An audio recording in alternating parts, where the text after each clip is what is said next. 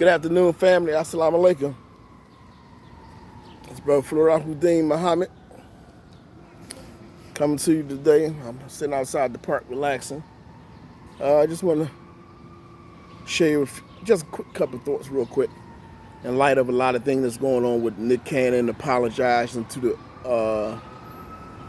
the Jewish community for the truths that he spoke, and also for Eagles player Deshaun Jackson, also for speaking on truth that he spoke. I don't know about anybody else, but for me, I can appreciate when an entertainer or a sports star or someone in the public eye speaks out in the name of truth on our behalf as black people. I appreciate that. My hat goes off to them, and I salute them, and I give them all the support if I wasn't already supporting them anyway. But at the same time, I don't lose any sleep if they don't speak out, or if they're in a position when they're forced to retract whatever they said. One thing we don't never want to get into a habit of is retracting on the truth. If we believe through our study that what we've come to read and study is the truth, then stand on that truth. Don't back down. I don't care who the truth is condemning. I don't care if the truth is condemning a family member or somebody that you love and respect as a leader and a teacher. If it's truth, you have to stand on that truth, because it's going to make you look it's like somebody that we can't trust when the things really hit the fan. So my hat goes off, and I salute brothers like Nick Cannon, and I salute Deshaun Jackson and all them. But when it comes to the liberation of our people, it can't be no compromising. It's just a fact now. Nowadays, we need to be making real clear as to what side we stand on.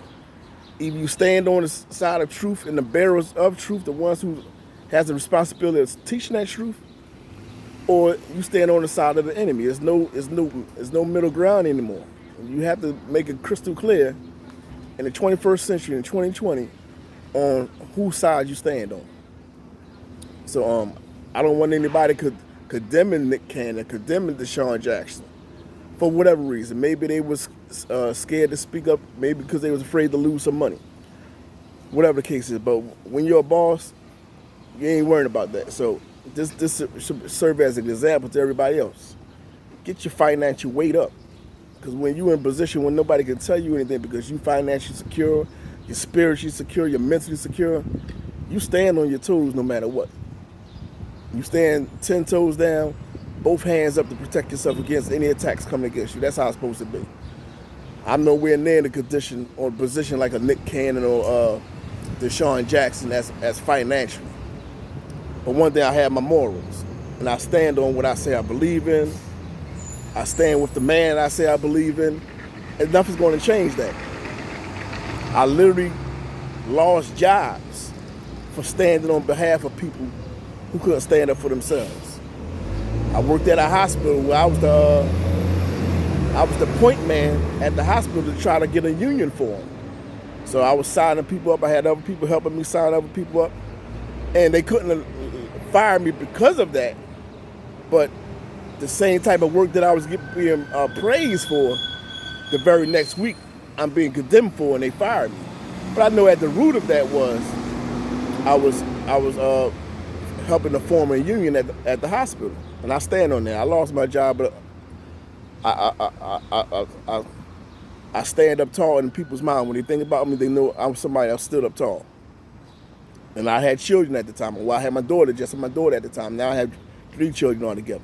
But regardless, I don't care if I have 10 children. I'm staying 10 toes down on what I believe. So don't even try to question me. And that litmus test that a lot of us are feeling when it comes to the Honorable Louis Farrakhan, don't even try it with me, because I'm 10 toes down with that man. For 26 years, I've been walking with my brother. I stood by people when I knew they was dead wrong or something, right? When we was running the streets.